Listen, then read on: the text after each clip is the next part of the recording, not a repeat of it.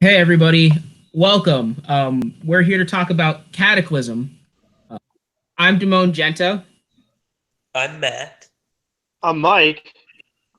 And I am Vincent. Mhm. And that's the intro.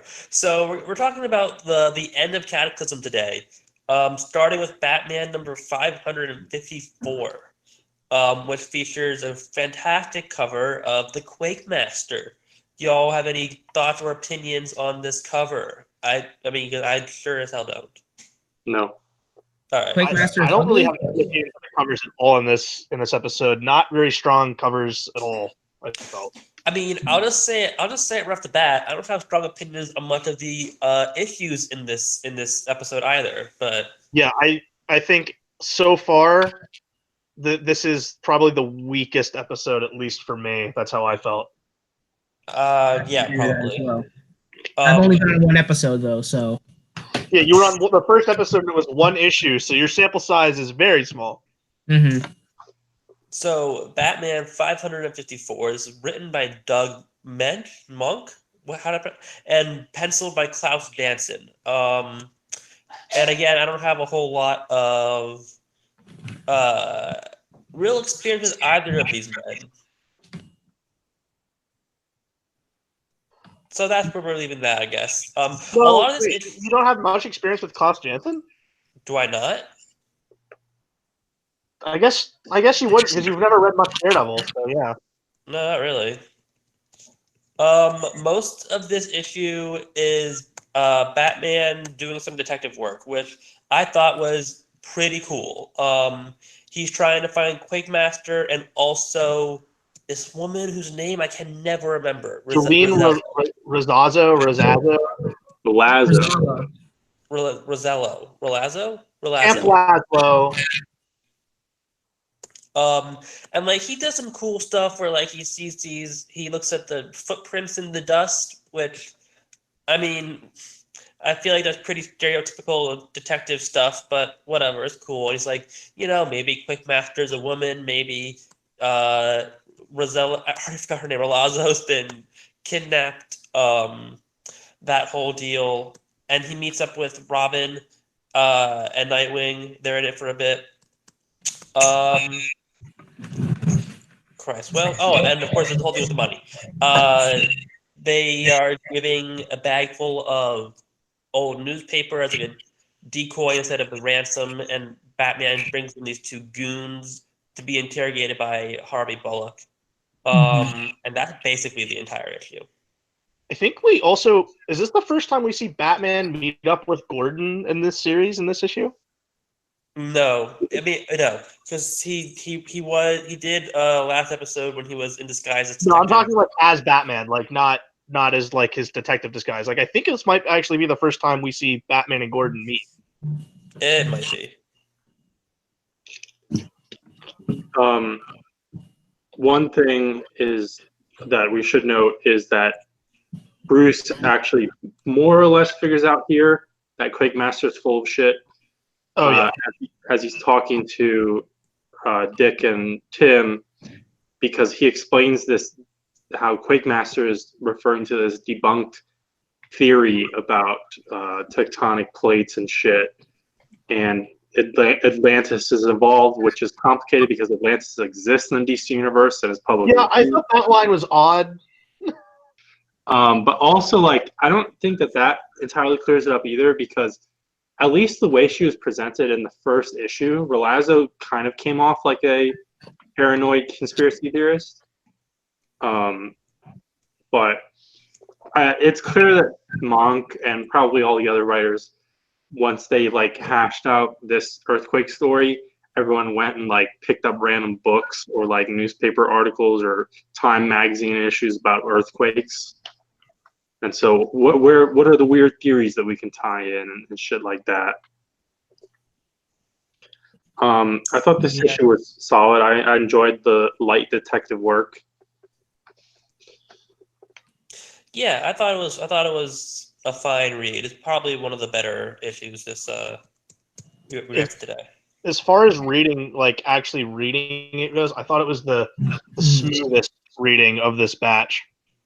Yeah. We also get reference to Vesper Fairchild, who is a radio personality, who I guess is Bruce's main romantic interest in this era. Yep. And Mike, what happens to her?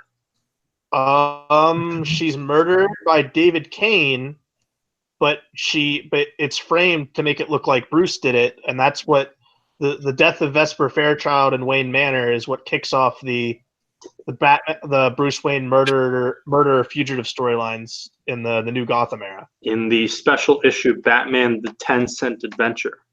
which was my first Batman comic book. Yeah, had a high print run as you'd expect for a 10-cent book in 2002. Not to be confused with, I think they did Batman 12-cent for War Games. Yeah, Batman 12-cent was for War Games, and Superman had a 10-cent adventure too. I think his is a Scott McDaniel cover, maybe. Yeah. I know Rick Burchett did the 10-cent adventure issue, so that was really cool because he just doesn't get enough work. Superman 10-cent is the start of Steve Siegel and Scott McDaniel's run on the main Superman title after Jeff Loeb and Ed McGuinness leave it. Enough about that. Mike, what's the second issue? Second issue would be Batman Huntress spoiler Blunt Trauma. So it's a one-shot focusing on, obviously, Spoiler and Huntress. Chuck Dixon is our writer, and Eduardo Barreto is our artist, with Bill Sienkiewicz on inks. Basically, this whole issue is we open up with Spoiler and her then boyfriend at the mall, and the earthquake hits. So we're still in this matter of the earthquake hitting. So I guess we're flashing back at this point because this is the first time we've seen Spoiler. But then we meet up again with Huntress, who we saw back a few episodes ago, and she's still got the bandage on her arm from the last time we saw her, which I thought was a good touch of keeping things orderly. But basically, they have to team up and take out these escaped goons from Blackgate from when Blackgate went under in when the earthquake hit as well. But the main thing here is that it's the first time Spoiler meets Huntress, and there's a kind of a thing going on with Spoiler doesn't want to bring in her dad because Clue Master's her father. But I also thought it was fun. I thought it was fun seeing Huntress and Spoiler team up. There's a fun sequence where Spoiler saves a kid and then Huntress saves her as aftershocks are hitting. How many times? But this is like I thought this fourth was- or fifth kid we've seen have to be rescued in the past 3 episodes. It's always some kid who's like, "Mommy," like I just. It's Children are dumb. It's the same device. It's the same device. This is the third time we've seen them all too, Matt. Third time we've seen them all. I don't. As well. How many malls are in Gotham? So, that's another good point. How many malls are in I'd say Gotham? by this point, at least 3. At least. But yeah, there's kind of a clash of styles here where obviously Huntress is more violent than Batman, and Spoiler kind of likes that. So she's getting a different feel for her brand of justice, if you will. But also, I liked how Spoiler's was able to mend Huntress up with the stuff she's learned from Robin. So I like this. This was fine. Nothing great, nothing exciting, but I like seeing Spoiler. Yeah, it was fine. And also, Steph kind of just lets all the villains get away, partially because she doesn't want to turn her dad in. Yeah. And some of the villains get nice little spots. I mean, we get to see Firefly act like a dipshit on multiple occasions. Yeah. Ratcatcher calls all the rats. Yeah, Matt. So what's your take on the Batman villain, the Ratcatcher? What? What's your take on the Ratcatcher? No, I don't like. Well, we're gonna see more. He was costume in this issue too. He wasn't like prison civvies. And Matt, what's your take on Spoiler? She's kind of boring. She's there. Yeah. What about the costume? The costume, I don't mind the costume. I kind of like the hood. I don't know. He didn't have much. At least in this issue, he didn't have much personality or anything to grab onto. I was not interested in her. To be fair, I'm also not all that into Huntress, and so just the two of them together was not. I don't know. It didn't grip me. But I I don't was know if more that's the into fault this of the character or the story. for seeing spoiler than Huntress was. So I want to quickly touch on Eduardo Barreto because I don't think we'll see him again. So he's known for his 80s DC work on Atari Force, where he followed Jose Luis Garcia Lopez, and then also followed Lopez on New Teen Titans, but Lopez only did like 2 to 4 issues. So more importantly, Barreto was the guy who followed George Perez on New Teen Titans. And he also did Shadow Strikes and Martian Manhunter American Secrets, so he has a kind of noir side. And he returned for some issues of the Ostrander Martian Manhunters series. So I don't know, Matt, if you've read those issues yet. I have. And he's also kind of just an all-around 80s DC guy. He had some contributions to Superman and Batman, including Lex Luthor, the unauthorized biography one-shot, which the cover is modeled after The Art of the Deal by Donald Trump, and also the one-shot Superman Under a Yellow Sun, which is just like Lex Luthor biography. It's focused more on Clark's journalism side. And his next major work after this one-shot is the Marvel Knights series, which was the street-level team book, also with Chuck Dixon. And his final work on his hospital bed was Superman Retroactive in the 70s. So he's a legend here, and checking in on him at least once on this podcast. Didn't show up anything related to the Clone Saga. No. So, and I thought the art was fine. Yeah, that's fine. I feel like anytime you have Sienkiewicz inks, the art's usually going to look good. I don't know why you're saying that, because you bitched about Spectacular Spider-Man for. I bitched about Spectacular, but I said when Sienkiewicz was on it, it was better. Don't disagree. All right, Damone, take us to Detective. So the next one is Detective 721. It's part 14 of this. It's written by Chuck Dixon, penciled by Sam Nolan, and inked by Klaus Janson. Basically, this issue is they're basically trying to figure out what's happening with Relazzo. They finally figure out basically Nightwing tries to figure everything out. They meet up with Huntress and they realize, oh, she's back. She's killing people, and Bruce doesn't like that. So they try to get her to go home, but she says no. And there's a couple other things. There's Robin trying to obviously figure out who.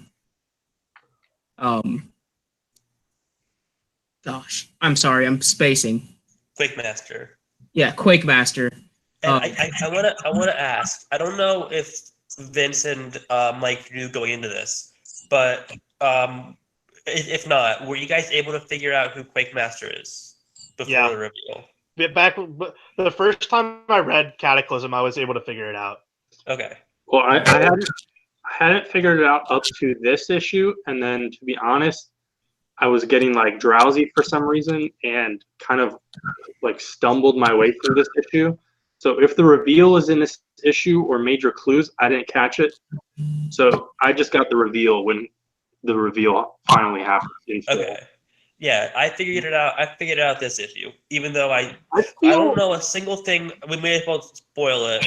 It's a ventriloquist. I don't know a single thing about him except that he's a dude who has a puppet. But when Robin said it seemed like he's being fed from another character off screen, my mind just went to ventriloquist. So I figured it out here, and I was very proud of myself. I got the same as Vince with the reveal.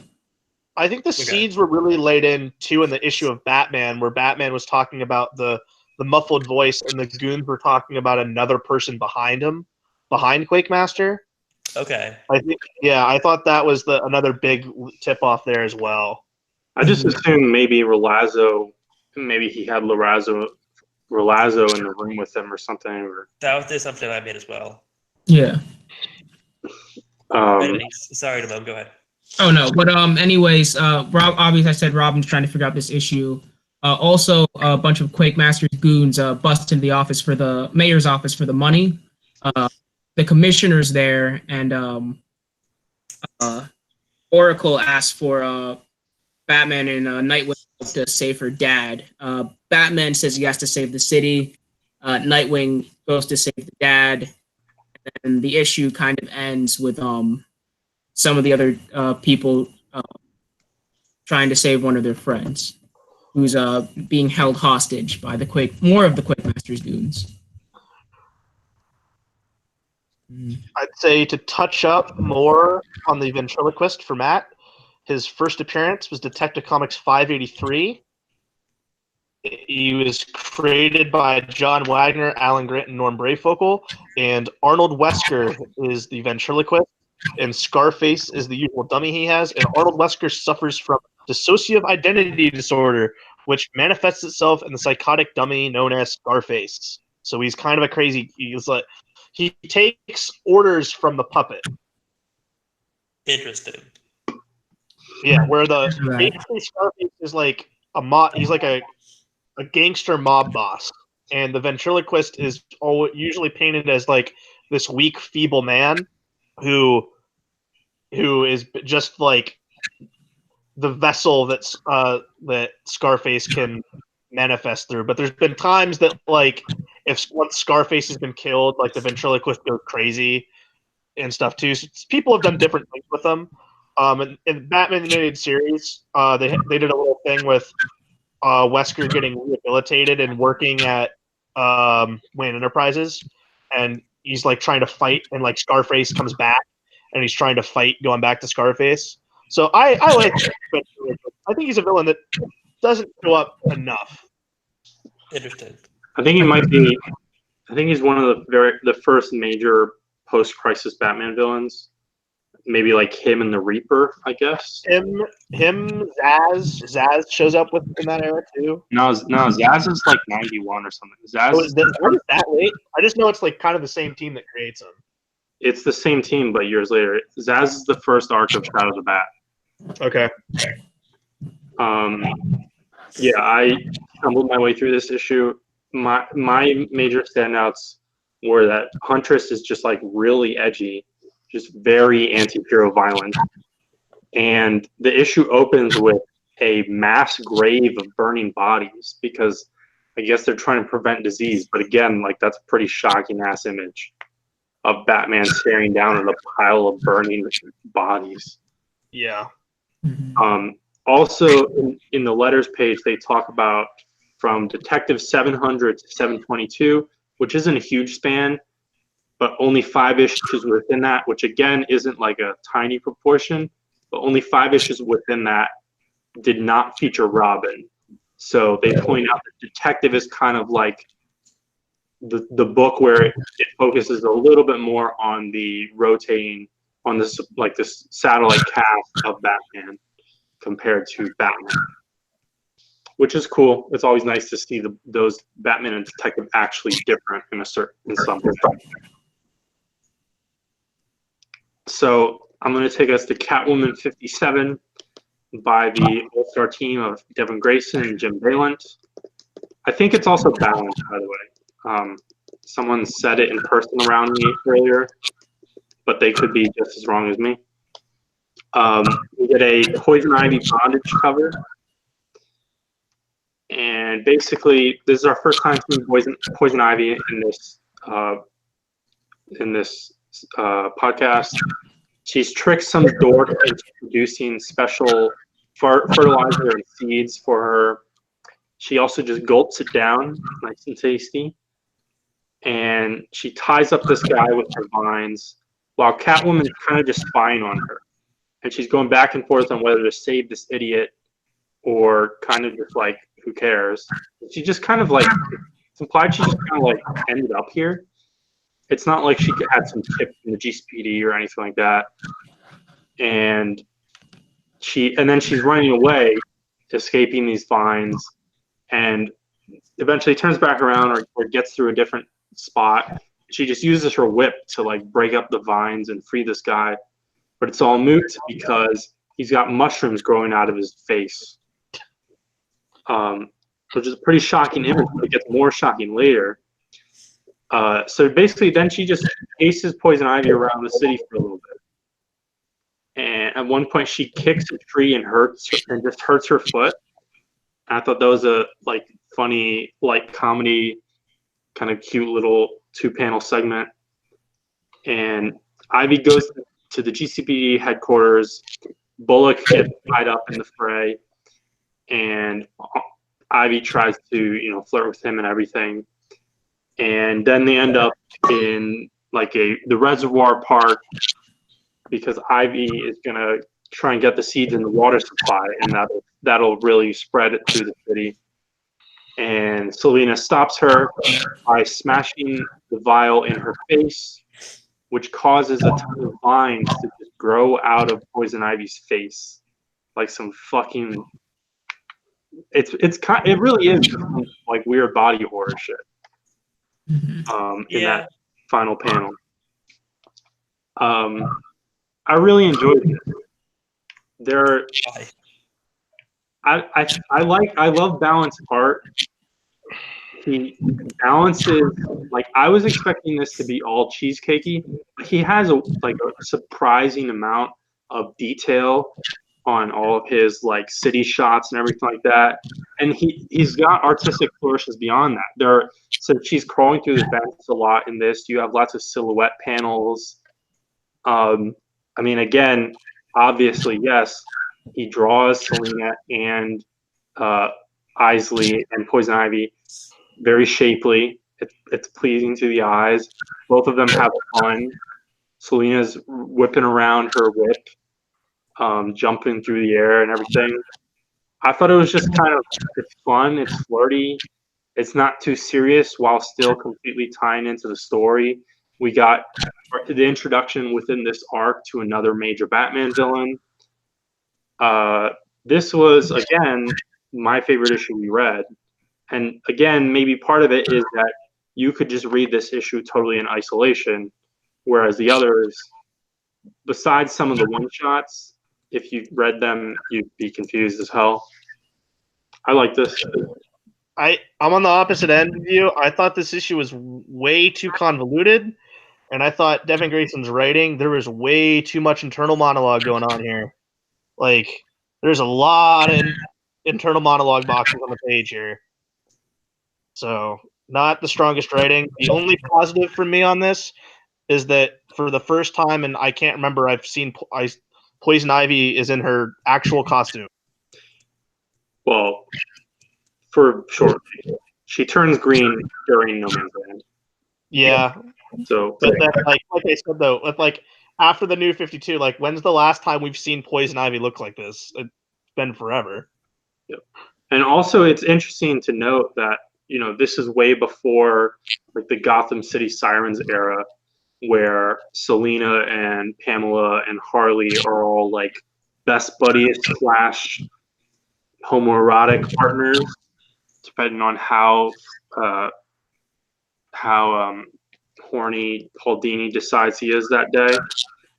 And so this is way before that era. So they really have no connection to each other at all, besides both being Gothamites and with connections to Batman and knowing about each other.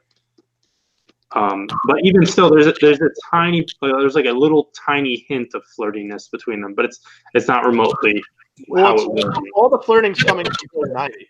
Yeah. I liked it. I didn't think it had much more monologue captions than any of the other issues. Maybe it's because they were green, and that's why they stood out more to me. But I thought there was a lot. Well, for me, clearly the worst. Actually, I don't know. Damone, take us to Arkham Asylum. So Arkham Asylum. This is actually the first issue of it. Appeared in Cataclysm. That's a one shot. Yeah, it's still, I guess, technically still the first issue. slapping number one on everything. Exactly. But anyway, written by Alan Grant, penciled by Taylor, and then inked by a man whose name I know I will butcher, Bill Sienkiewicz.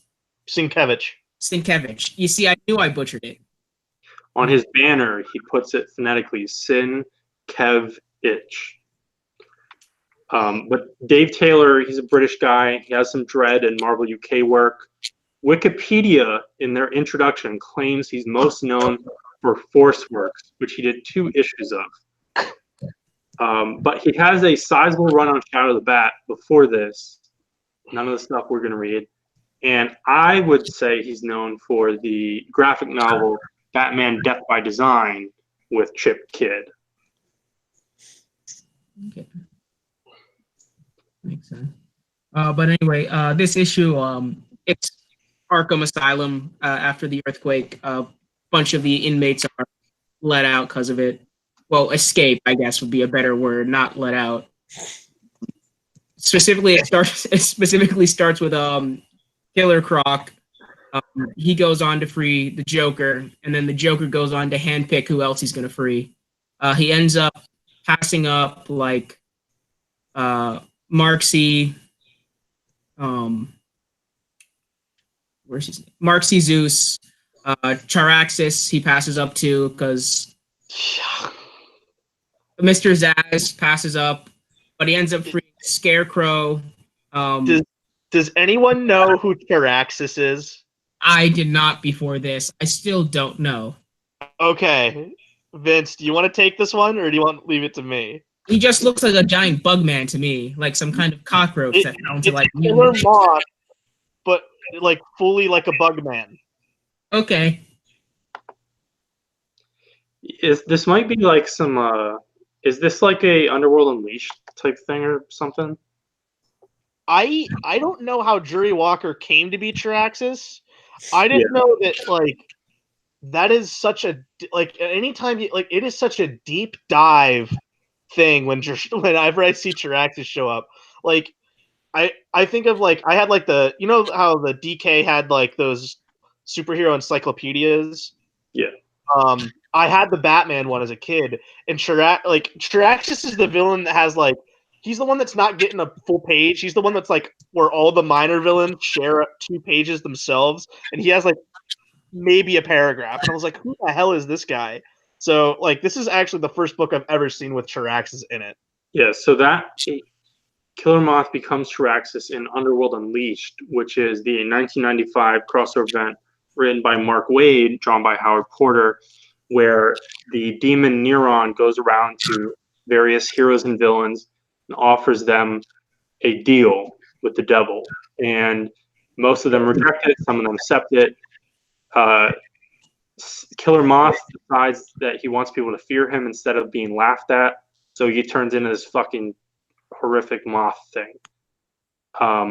While a similar kind of deal, this is the era in the Peter David run where Black Manta turns into a stupid, actual mutated manta ray thing. You want to explain Samantha Vox, because I've never seen her before. I don't know. No, I think the 2 female characters in here this is their first appearance. Okay. But the one other dumb Underworld Unleashed thing, which is not relevant, but I want to state, is that Superboy makes the deal to sell his soul, but it's revealed eventually in Jeff Johns' run through stupid edgelord clone science that Superboy doesn't have a soul. So whatever Superboy got from Neuron, it was at 0 cost. All right. Great. So I guess after the Joker lets out this crew of villains, they take 2 guards captive, and Joker kills one, and I guess the only way I can describe it is a Mortal Kombat fatality, as they just show this man's skull. Like super teases him. Yeah, and then they just try to decide who's going to get to kill this other guy. They decide that to figure this out, they're going to each tell a story, and whichever he thinks is the scariest, gets to kill him. The first person to tell the story is Witch Girl. Is that one Samantha Vox? I think so. Because I don't know the names of the girls. Their names don't matter. Okay. But anyway, Witch Girl, this is Witch Girl she was actually fourth. Witch Girl tells the story of basically how she was burned at the stake, and she made a promise that she was going to kill everyone who was there because she was reincarnated. The first story is actually, I guess her name is Lisa, because it seems like it's an autobiographical story where she killed her little brother because she saw her mother beating on her dad. So she killed her brother, and the dad thought that was sad. The guard thought that was sad. And then there was the Riddler, and I want to say I really don't like this Riddler. No, neither do I. He's to put it lightly, ugly. Unappealing to look at. I don't like it. And he's annoying, and his riddles are they're just puns. They're not riddles at all. Yeah, which is the wrong way to write the Riddler.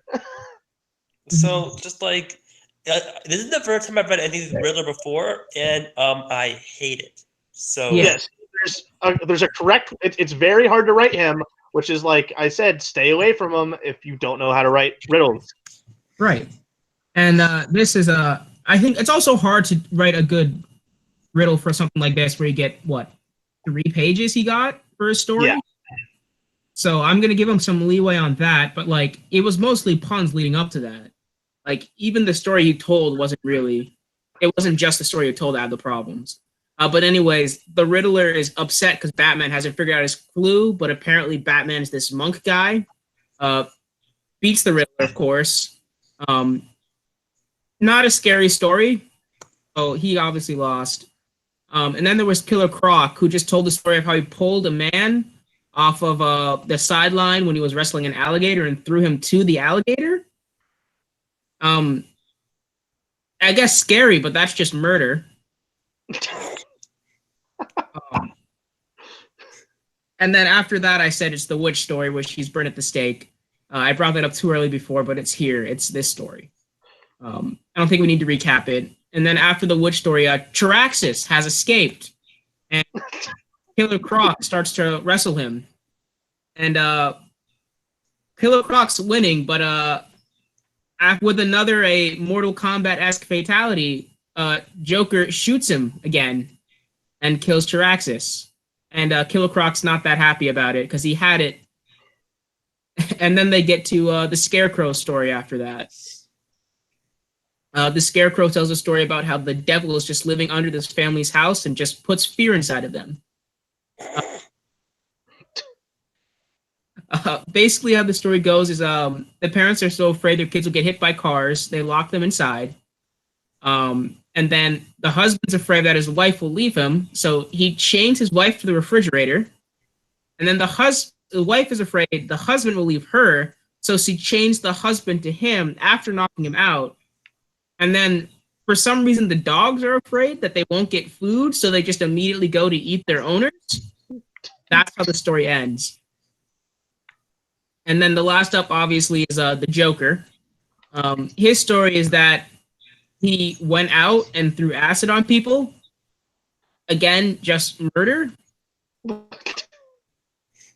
And I did like how people thought it was paint, and then he was like, no, it's actually acid. Yeah, that's true. It was a slow acting acid, which I thought was clever, but still just murder in the end. And then he goes on how he kills Robin. Pretty much seems the same to Batman. It's implied. And then they start asking this guard who won. The guard's terrified of all of them, so he can't decide. So this is the birth of Jigsaw. They all claim a piece of him. To do what with, I don't know. But I feel bad for this man because he has a wife, and or a soon-to-be wife, but he's in an insane asylum. This issue was bad. It was great. It was so long and bad, and I hated it. I said earlier in the show that if Sienkiewicz is inking your book, the art usually doesn't look bad. Can I immediately take that back because I forgot he inked this book, and oh my god, is it bad? Well, we already knew that wasn't true because, like Vince said, you and I spent a long time bitching about it on the last show. No, okay. I spent a long time thinking about it. I said, you can look it up. I said the art looks better when Sienkiewicz is inking it. You didn't like it, and you were still wrong, but whatever. I thought the writing was really weak. But No. You're wrong because you like the Catwoman issue. The Catwoman was great. No, it's not.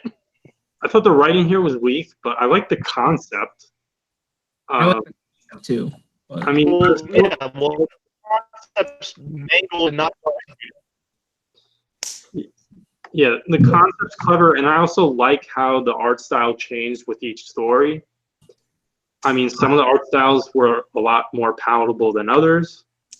So But- you like the issue better in theory than what it actually was. Yeah, in realization, it was just a bad slog. Yeah. I kind of forgot that the Scarecrow even told his story, and I think I skipped through much of the Jokers as well. But the Witch Girl, I thought the art in her section was cool. I actually liked the Riddler art. I thought it was funny.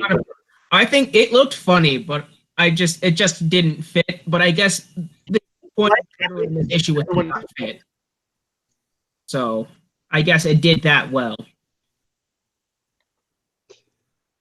I didn't like it. If you guys had to choose, which was the scariest story for you, though? The story where I had to read the book.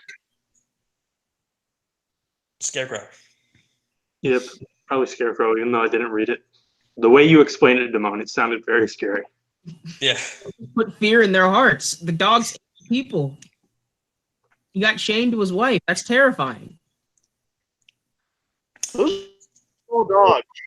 I don't know how those dogs took us people. Those dogs were not big. To be honest, I thought the dogs came from nowhere because I did not remember seeing them at all. But they're apparently here in this first panel. They are. Mm-hmm. So, do you guys want to talk about Robin 53? Please. Robin number 53 is a book written by Chuck Dixon. Well, we have to, so. With art by Mike. Are you like 30 seconds behind us? That's your Okay. answer. I might be. There's a storm going on. It's a book written by Chuck Dixon with art by Staz Johnson and Stan Woke, which I'm sure is how you pronounce that name. Is 100% correct. And this story is basically picks up where we left off 2 issues ago, if you remember, before Catwoman, and the Detective Comics issue, where Robin figured who Quakemaster is, and Quakemaster has some guy tied up. And basically, who was it? Harvey Bullock and I believe Renee Montoya were going to rescue him, and then Robin also shows up. And turns out, yeah, Quakemaster is ventriloquist, and together they all save this guy. Meanwhile, Batman runs all over Gotham with the help of a dog named Rusty, and the dog helps him save people. That's what he does throughout this entire issue, and it's kind of neat, I guess. It's kind of heartwarming, I guess. See Batman talking with his dog. Hot take, even though I'm on delay, but this is the Pizza Dog issue 20 years before the Pizza Dog issue? Nope. No. That's not even close to what it is, but I like the initiative. No, I just wanted to make you angry. And then it turns out, okay, Ventriloquist has a new doll. Yeah. But because Quakemaster. what? Quakemaster? Is the doll the Quakemaster? Yeah, that's what it looks like, right? Yeah. Oh, you're right. That's weird. And then, but then Scarface hops out of a coffin. I don't know if there's an old if this is referencing a previous ventriloquist story or why Scarface was in a coffin at all. But anyway, he hops out, but I think it is just another way of the ventriloquist having multiple personalities, and he channeled this one through. He had this other doll that he since became the Quake Master. okay, yeah, that makes sense. But the man they save shoots Scarface in the head, and then a whole lot of nothing happens. And then Robin stands on a rooftop with Nightwing and Batman, and they're like, "Well, we solved that problem." And then Batman's like, "It's not over yet." And then there's a rumble, and then that's how the issue ends. I thought it was funny how Batman just entirely doesn't contribute to the main plot in this issue, and At all. therefore doesn't help at all in like the conclusion of this 18-part story arc. Right. Like we spent, I mean, if not 18 issues, at least 12 building up Quake Master, and then Batman spends the last issue running around after a dog while Robin does the work. I found out hilarious how he lost his tape, and then like some cop finds, he was like, "What do you make of this?" It's like, how do you not know who that belongs to? But it kind of works out because this is the final part is Robin number 53. Sure. So it fulfills the crossover while it's a Robin issue. Yeah. Also, I guess. Nightwing also kind of just doing minimal shit in this issue. It's like stopping people from messing with the mayor, I guess. I guess. I honestly forgot Nightwing was in this issue. Yeah, I think the first like 5 pages or so of this issue are really scattershot and weirdly paced, where it feels really quick. It's like, here are 2 pages Robin, here are 2 pages Batman, here are 2 pages Nightwing, and then it kind of stretches out a bit more. Yeah. That's how it felt to me, at least. But it's like Batman's finishing the first part of his thing, and then the next page just a giant panel of Nightwing crashing through a window. Yeah, and I felt like it was kind of anticlimactic. Like I realized that I kind of wasn't paying 100% attention to where the actual clues were in Detective a few issues ago, but it's just like there's the Quake Master. Wasn't a big deal at all. I mean, yeah, even having figured it out, I also thought it was pretty anticlimactic. Yeah. Mm-hmm. I like though how they stopped ventriloquist by just shooting Scarface, like blowing up his head with a bullet. He just collapses. He's like get a doctor. Yeah, that was neat. Ventriloquist. I don't know. Cool. Like overall, it's just like, all right, that was fine. I'm ready to get into No Man's Land is it next? We still have Road to No Man's Land. We right? have 2 books of Road to No Man's Land. Yeah, we've got like 500 to 600 pages until we get to that. Guys, That's a lot of all right. pages. I'd say overall, Cataclysm is a very mixed bag. And after reading it twice, I kind of have no desire to read it again. I thought the beginning was good, and then it just kind of stalls out. As an alternative to getting Cataclysm, you could wait a few years and eventually you could just buy Catwoman by Jim Ballant, volume 3 or 4 or whatever it is. Just get that instead. I thought Cataclysm started promising, and then it quickly became boring, and it just stayed boring through to the end. I was not really into this. I was here on the first and the last episode. The first episode was fine, but this ending seemed disappointing. I can't imagine what you guys feel having all the issues, but I have no urge to go back and reread these issues that I missed. Well, I guess read the first time. I can say this feeling of having finished, reading 5-6 issues and gone, damn, that was a real waste of time. I missed that. I haven't done that since Clone Saga ended. So Yeah. All right. That old familiar feeling, it's back. Yep. So next episode is Aftershock Part 1. Even though we totally had Aftershocks within like the 3rd issue we read. Real Aftershocks. Woo! We've got 2 episodes of an arc called Aftershock, but sandwiched, not next episode, but the following one, sandwiched in between Aftershock, is the Brotherhood of the Fist, a crossover with Green Arrow. And so that's going to be very exciting. Yeah. All right, cool. So thanks for watching this episode and tune into the next one. I like Stephen And Amell. don't let the bed bugs bite. Or let them. I don't know what you're into. Don't let Chiraxes eat you. That's a scary story.